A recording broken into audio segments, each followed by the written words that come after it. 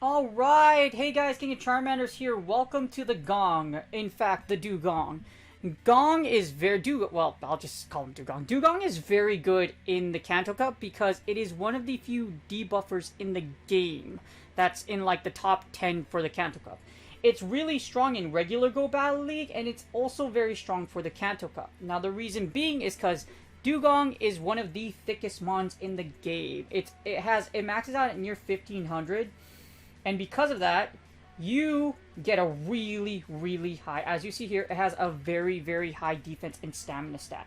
Along with its charge moves and its very fast charging Ice Shard move, you're able to pull off icy ones like no tomorrow and debuff your opponent. And because it's so thick, even though it's weak to things like electric, fighting, grass, and rock, you'll still be able to deal a decent amount of damage or debuff your opponent before Dewgong goes down. Now, of course, there are some electrics here, like Alolan Raichu. You also have Alolan Graveler. And you also have things that, of course, Machamp is going to threaten you. As you see here, it's very weak to fighting and the subsequent Rock type. So Rock type's going to hurt a lot. However, the good thing is you do resist Ice and Water. So you do resist these Ice Shards from Laprases. You also resist their Surf. And of course, for Water typings, anything that uses Water Gun or like Aqua Jet, etc., you're going to resist them. Like I said, very bulky, very powerful, but the thing about it is that it's very expensive. In order for you to get a full power Dewgong, you're either going to have 2 Elite TM, so 1 Fast TM or 1 Charge TM. And then, other than that, if you want the full Legacy one, you're going to have to use 3 Elite TMs. So it's a very expensive mon to use, unless you have a Legacy one from a long time ago. Dewgong's been out for a very long time, and because of that, its Legacy move Ice Shard and Icy Wind is very hard to find. You can probably find a friend to trade it with, but unless you do, you're going to have to spend Elite TMs. And along with that, it's very hard to find Dewgongs nowadays. So if you have one, use it. If you don't worry about it. You don't need it to be very good in the Kanto Cup. It also is a little expensive, as you see here, 50k dust, and if you look at the IVs, it maxed out around like level 27, 26. So it's a little expensive. It's on the expensive side. You're going to spend some dust for this thing and a lot of resources if you want to use it for the Kanto Cup. Like I said, it's very good, very flexible for overall great Go Battle League and for the Kanto Cup. So here's Dewgong in the PV Poke rankings. As you see, it sports in the top 10 of the Kanto Cup. It's extremely powerful, very good for this cup. Now, as you see here, it wins against things like Hypno, Wigglytuff, Sandslash, Dragonair, Clefable, and you lose against things like Alolan Marowak just because it resists your Ice Shards, Snorlax, Lapras, Shadow Champ, and Shadow Snorlax. Now, you beat a lot of the good meta, and you also lose against a lot of meta, but the good thing is you have play. Because of Icy Wind and Ice Shard, you're going to be able to debuff your opponent a lot. And because, like I said, Dewgong is so thick, that's why these ratings are like this. Obviously, you want to avoid Shadow Champ at all costs. That's why, if you see here, it's in the best as a lead or a switch. The reason why you want to use it as a lead is because if you get a Shadow Champ in a lead, you got Hypno to safe switch in or your other safe switch. Keep Dewgong away from Machamp. But as soon as you kill that Machamp, Dewgong can reign free. It's also great as a switch because it's one of the #1 chargers and attackers in the games. Because of that, it's very, very powerful, very, very good to switch in and debuff your opponent while it's locked in because your opponent can't pivot out. Now, the weakest position that Dewgong is in is the closer, so try to avoid closing with it unless you have an energy advantage, etc., or if you just need to fire that Icy Wind or that Dart or that Water Pulse to finish it off. As you see in the lead, it's in the top 10. Very good against Hypno, very good against Wigglytuff. So it's very good against Charmers and Hypno, which makes it a huge plus. Also, if you get a Dragon Breath, use it in the lead, GG's, because it's going to suck. That's a very strong rating. In the closer, Dewgong ranks at the best number of all. This is the greatest closer of all time. Look at it. Remember, no, forget what I was talking about. Forget what I was saying that Dewgong is a bad closer. As you see, it is the 69th closer, most powerful closer in the game. The MVP, the defensive player of the year, the offensive player of the year, the greatest thing of all time is Dewgong. However, let's be real. To be honest, don't use it in the closer. Try to avoid it being in the closer just because, as you see here, you do lose against things like AWAC, Hypno, Snorlax, Lapras, very popular picks because if Dewgong isn't locked into a debuff, then you don't have a lot of play or you can't pivot out just because either it resists your Ice Shards or your moveset, so essentially you get walled because it's like Lapras, or if it's just as thick as you but deals a decent amount of damage or is very spammy, like Hypno or Alolan Marowak. As a switch, Dewgong is the number 9th pick. Again, still in the top 10, very strong, very powerful. Like I said, if you get that Charmer, or if you get that Charmer switched into you, you have a pause matchup switching in, use it, throw your Dewgong in, use it, and debuff your opponent to oblivion, as you see here. Very good countering Hypno. Alright, so we have the favorite part of the video, at least it's my favorite part, is the Matrix. This is where I get to see what we beat, what we don't beat, what we get destroyed by, and what we can destroy. As you see here, we got Dewgong. You want to use Ice Shard, Icy Wind, and Water Pulse, so it only takes really 2 Elite TMs for it to be super effective, 1 Fast and 1 Elite Charge TM. No other moveset, don't use any other moveset.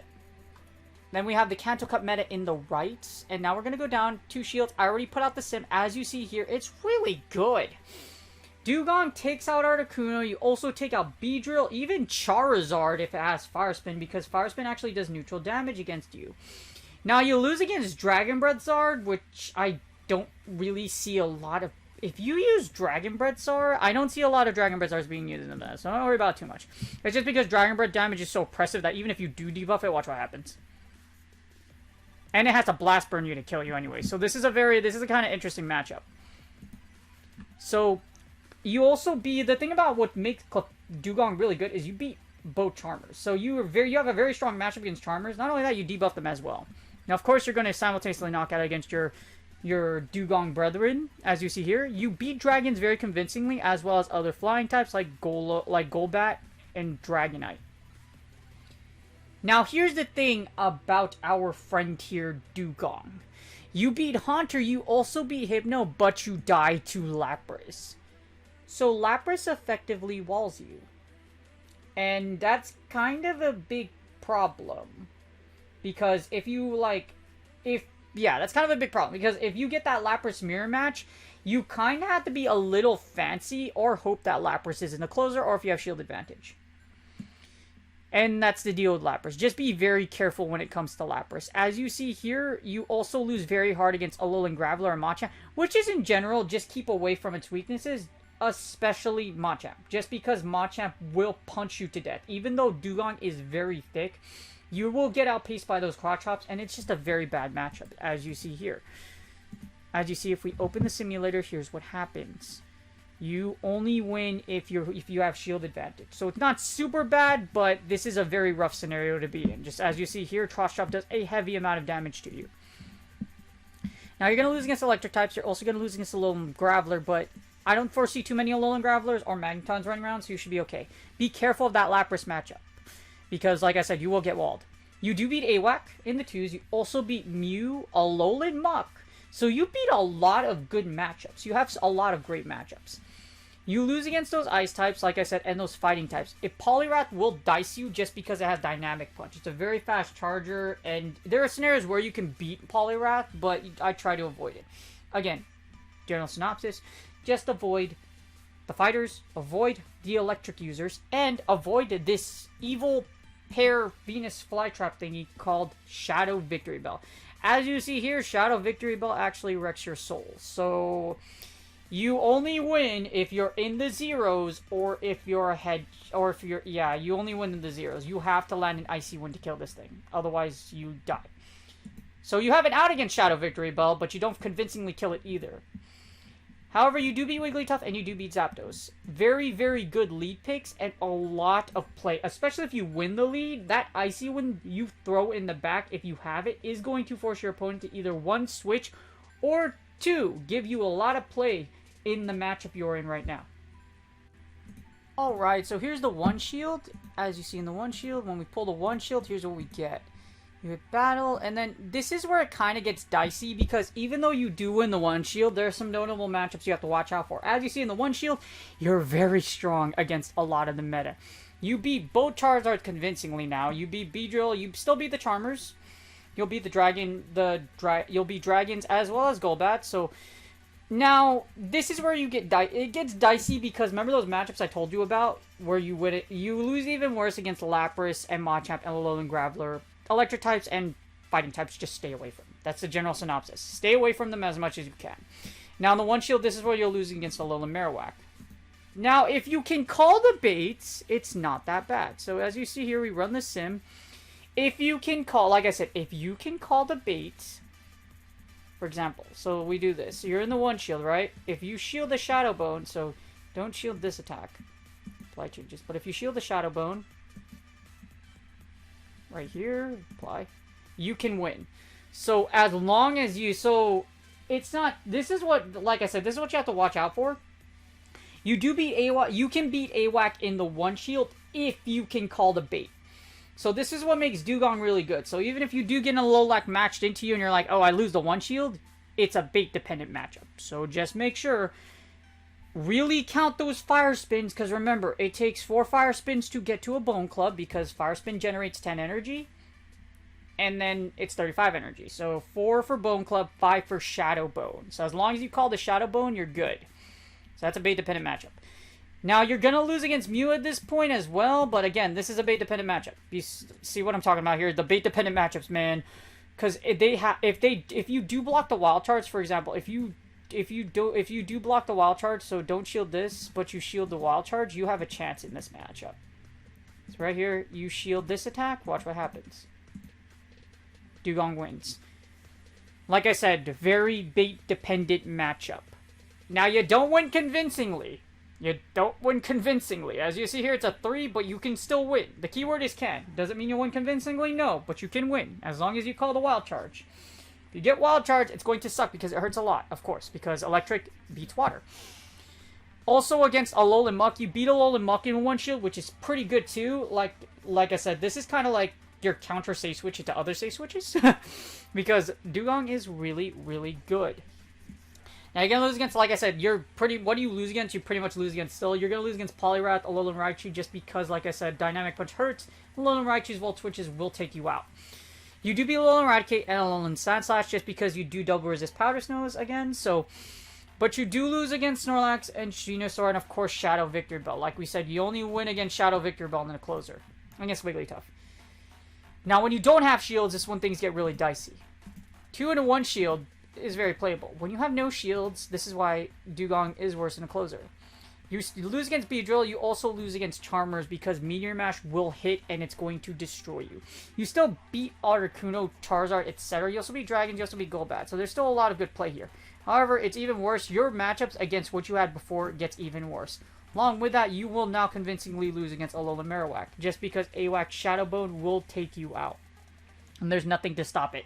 As you see here, double Shadow Bone will take you out and still lives with a decent amount of HP. So... be very careful. You beat AWAC in the 2s. You can beat it in the 1s, but in the closer, unless you have shield advantage, you will lose. You do still convincingly beat Alolan Muck. And this is where you'll lose against Mew. One Wild Charge will yeet you, so be careful. Be very careful against against things you're weak against. Or moveset you're weak against. The general synopsis is just be careful of fighting and electric types. Whatever you think is going to hit Dewgong and get weak against it, it's going to be super effective. Just pivot away from it. Try to stay away from it. You will lose against Alolan Raticate in the closer, ironically, just because Hyper Fang hits really hard. You're also going to lose against Venusaur, and this is the only scenario where you beat Shadow Victory Bell unless you're in the 0, 1s, 2s. So, in the 0s is the only way you'll beat a Shadow Victory Bell, which is annoying, but it's good that you have a way out. And also against Wigglytuff, you also beat Wigglytuff. So you beat the Charmers. Well, you beat one Charmer, you don't beat the other Charmer. You'll still beat Wigglytuff, however, you'll lose against Clefable in the closer unless you have a shield. Now, as you see here, Very powerful, very good in the closer still, just not as strong as it is if it were the 2s or the 1s. Now, with shield advantage, you're a monster. With a shield advantage, this is a CMP dependent match. So if you win CMP, you'll beat Dewgongs. With one shield up, you'll beat Lapras. You will lose against Lapras, you lose against Poliwrath, but you beat the rest of the meta. So you will beat the rest of the meta except Dewgong, Lapras, and Poliwrath. So 3 matchups out of the relevant 30, which is really good. Up 2 shields, this is where you become a monster. Up 2 shields, there is nothing that stops you but fellow Dewgongs and Laprases just because they double resist your moves. So just be really careful about that. Other than that, up 2 shields, Dewgong is really, really good if you don't land a Lapras or a Dewgong in the closer. Even with shield advantage, which is the 2 to 1s, you are very well off. As you see here, you'll only lose against Shadow Victory Bell, Poliwrath, and Lapras. And Dewgong. So you pick up with shield advantage, you beat a majority of the meta. Except Poliwrath, Lapras, Dewgong. Which is, yeah, Poliwrath, Lapras, Dewgong. And of course, one of the most hated mons of all time, Shadow Victory Bell. So Dewgong is really, really good with shield advantage. And even shield, like I said, as long as you avoid the zeros, Dewgong has a lot of play in the Kanto Cup. Alright, as you see, Dewgong is very powerful. As my technical summary, for the rating, I give it, as you see, an 8 out of 10. The reason being is because Dewgong has a lot of play. There's not a lot of holes for Dewgong unless you end up being lined up. The reason I don't give it a 10 is because Dewgong still has checks. Dewgong does lose to Lapras, and if you do get an Alolan Raichu, Alolan Graveler, whatever it's weak against, or you get a Shadow Victory Bell, it's rough. So anything that walls you, I will never give you a 10, because Lapras effectively walls you. Also, because of like I said, Shadow Victory Bell's presence, I can't really give it a 10, along with the fact that it does, like, if Machamp runs through it along with Alolan Graveler and Alolan Raichu. However, I also can't give it any higher than an 8, I'd say, because even though it has very good play in Dewgong has a lot of play in a lot of scenarios, it's very expensive.